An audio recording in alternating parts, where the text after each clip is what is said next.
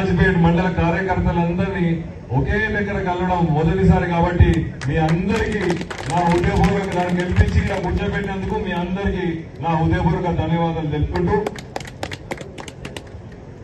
మీ అందరికీ తెలుసు 4 నెలల క్రితం మనం ఎంత కష్టపడ్డాం, గడప గడప తట్టి ఎలా అయితే ఓటు అడిగినాం, తిండి లేకున్నా తిప్పలు లేకున్నా ఎలా అయితే కష్టపడి మన 12,000 మెజారిటీ 2018 తిమ్మాజిపేట మండలి ఎలా ఇచ్చిందో శ్రీనివాస్ బాబు గారు చెప్పినట్టు కట్ చేస్తే ఇప్పుడు 2,200కు వచ్చింది.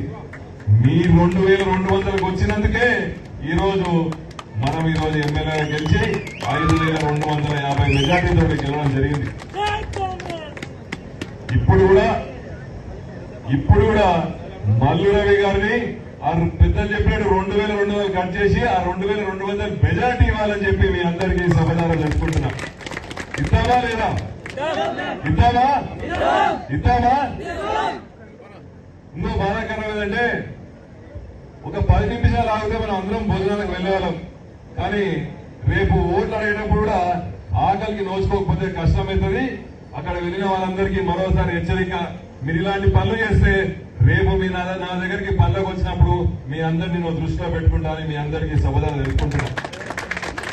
అందరం కూర్చున్నాం, వేదిక మీద కూర్చున్నాం, మేము అందరం కింద కూర్చున్నాం. ఆ 10 మందికి ఆకలైందా? మనం ఎందుకు ఈ స్థాయిలో కూర్చోవడం జరిగింది?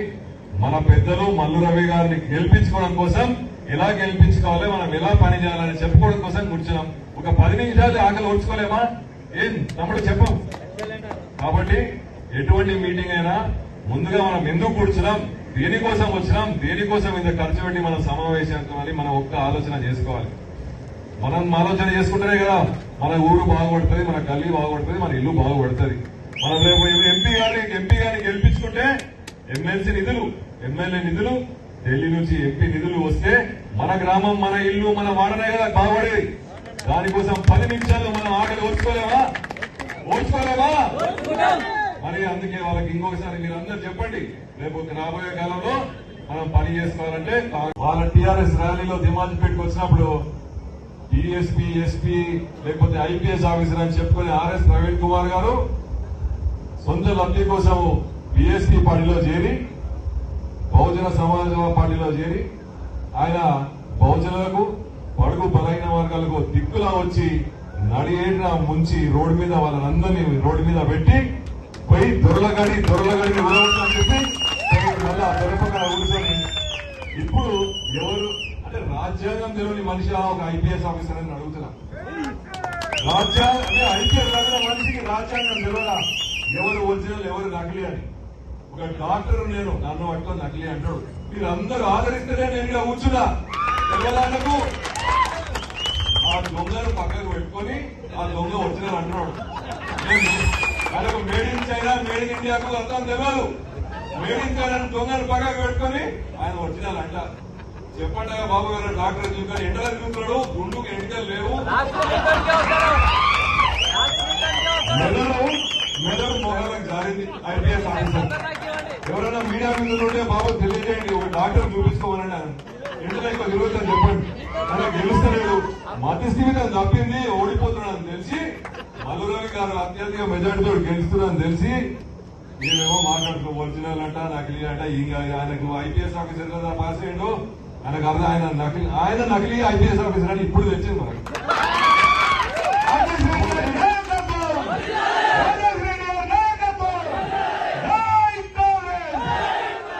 ఇంకో మాట అన్నాడు, నేనంట ఇక్కడ గెలిచిన శాసనప్పుడు అంట ఫామ్ హౌస్ లో కూర్చుని పోలీసులను పెట్టుకుని గజగజ వణుకుడా కూర్చున్నాడు. ఆరే తెలుగు తప్ప మనిషి. నేను ఉన్న ఎస్పాట్నే వస్తానని చెప్పిన మనిషిని నేను. పోలీసులు వద్దు, నేను ప్రజల మనిషిని, ప్రజాపాలన మా రేవంత్ రెడ్డి గారు మాకు ఇచ్చిండ్రు, మేము ప్రజల్లో ఉండే మనిషిని. ఎప్పుడైనా మా కన్వెన్లు కూడా అడగండి, వాళ్ళని దూరం ఉండమని చెప్తా. నేను ఎలక్షన్ టైంలో పోలీస్ స్టేషన్ గడప మొదటిసారి ఎక్కింది మన కార్యకర్తల కోసం నేను. అటువంటి పోలీసులకు భయపడే పని నాకేముంది? టీఆర్ఎస్ పార్టీ వాళ్ళ కోసం నేను భయపడతా? ఎవరైనా దమ్ముంటే ఎదురు రమ్మనండి నా టీఆర్ఎస్ పార్టీ వాళ్ళు. ఇటు ఐపీఎస్ ఆఫీసర్ ఏమో నేను భయపడుతున్నా, ఫామ్ హౌసే లేదు. వాళ్ళ ప్రెసిడెంట్ వాళ్ళ మాజీ ముఖ్యమంత్రి ఆయన దాచుకునేది ఫార్మ్ హౌస్ నా నేను కాదు. నేను ఎప్పటికైనా పొద్దున 6 గంటల నుంచి రాత్రి 12 గంటల వరకు నా డోర్ ఎప్పుడు ఓపెన్ ఉంటుంది. ఎవరైనా కార్యకర్త ఎవరైనా ఓటరు డైరెక్ట్ గా వచ్చి నన్ను కలవచ్చని మీకు తెలుసు. మరొకసారి మీకు అందరికి గుర్తు చేస్తున్నా. అంటే అటువంటి మనిషిని నేను.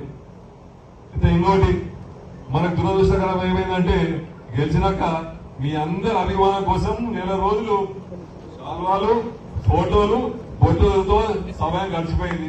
ఆ ఉన్న సమయంలో మనము 2 పథకాలు రేవంత్ రెడ్డి గారి 2 పథకాలు ఏవైతే ఉచిత బస్సు ఇంకోటి ఆరోగ్యశ్రీ తప్ప మిగతావి ఎందుకంటే దాని తర్వాత మనకి ఎమ్మెల్సీ కూడా వచ్చింది. కేవలం మన జిల్లాకే వచ్చింది. తర్వాత ఎమ్మెల్సీ ఎలక్షన్ అయిపోతుంది, ఎంపీ ఎలక్షన్ కూడా వచ్చింది. కాబట్టి అలా చూస్తుంది అనసూయమ్మ మా ఊరికి బస్ ఏపీయకపోయిందా అని. కానీ తల్లి నేను కమిషనర్ కలిసిన, ఆర్ఎం ను కలిసిన, డిఎం ను కలిసిన, మంత్రిని కలిసిన, అందరిని కలిసిన వాళ్ళు ఇప్పుడు ఏమంటారంటే బస్సు రెడీ అయింది. సర్వే కూడా చెప్పిన, భయపట్టించి డిఎం ను భయపట్టించి సర్వే చేయించిన. కానీ ఈ ఎలక్షన్ కోడ్ లా కొత్త బస్సు వేయలేమంటున్నారు. అయినా కానీ ప్రయత్నిస్తున్నామమ్మా. వీలైతే ఓటు కంటే ఒక్కరోజు ముందే నా బస్సు తెలిసేదా మేము ప్రయత్నిస్తున్నాం. చూద్దామని ఏదో కానీ బస్సు మాత్రం తప్పకుండా అవుతుందని మీకు ఈ సభలో చెప్తున్నా. ఆ నవ్వు బాగుంది అనసూయమ్మ, ఎప్పుడు నవ్వుకుంటున్నాను. అదేవిధంగా మనకు రేపు వచ్చే ఎన్నికల తర్వాత మిగతా పథకాలు కూడా కరెంటు 200 కరెంటు పెద్దలు చెప్తాడు దామారెడ్డి గారు 200 ఉచిత కరెంటుకు ఎవరు బిల్లు కట్టకండి, ఎలక్షన్ తర్వాత కట్టుకుందామని మీ అందరికి 200 ఉచితం దాన్ని కూడా వర్తిస్తానని చెప్తున్నా. అదేవిధంగా మన టైగర్ రేవంత్ రెడ్డి గారు ఏం చెప్తున్నారు, ఆగస్టు 15 రోజు 2 లక్షల రుణమాఫీ అనౌన్స్ చేస్తా. ఎవరు కిందికి దిగొచ్చినా ఎవరు మీదికి పోయినా ఆగస్టు 15 తారీఖు మాత్రం తప్పకుండా రుణమాఫీ 2 లక్షల రుణమాఫీ అనౌన్స్ చేస్తా అని చెప్పిండు. కాంగ్రెస్ పార్టీ అయినా సరే, రాజేష్ రెడ్డి అయినా సరే, రేవంత్ రెడ్డి అయినా సరే చెప్పిన మాట తప్పకుండా చేస్తారు. అది కాంగ్రెస్ పార్టీ వల్ల అవుతుందని చెప్పి మీ అందరికి చెప్తూ తప్పకుండా అవన్నీ చేసుకుందాం. ఇవన్నీ చేయాలంటే ఏం చేయాలి మనం? ఏం చేయాలి? చేతు గుర్తు కోటేసి 4వ నంబర్ పైన మల్లురావుకి గుద్దుడే గుద్దాలి. ఏం గుద్దాలి? ఓటు గుద్దాలి. గుద్దుదామా? 5 నిమిషాలు ఆకలి గట్టిగా వస్తలేదు. 2 నిమిషాలకే మనం అందరం పోచేద్దాం. నాకు కూడా ఆకలిస్తుంది. మీరైనా టిఫిన్ చేసిరేమో, నేను ఒక గ్లాస్ అమ్మల్లా వచ్చిన.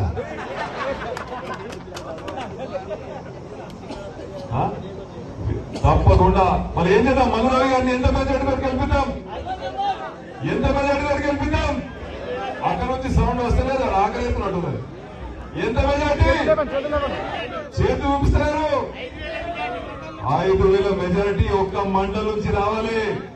వస్తేనే రేపు నేను మీ గ్రామాన్ని లిస్టు తీసుకొని ఏ గ్రామంలో మెజారిటీ వచ్చిందో ఆ గ్రామంలో అన్ని మనకు రావాల్సిన లబ్ధిలన్నీ ఆ గ్రామానికి మొదలు పెడతానని చెప్పి, ఆ గ్రామానికి ఎక్కువ ఇస్తానని చెప్పి మీ అందరికీ సభ పెడితే జై కాంగ్రెస్.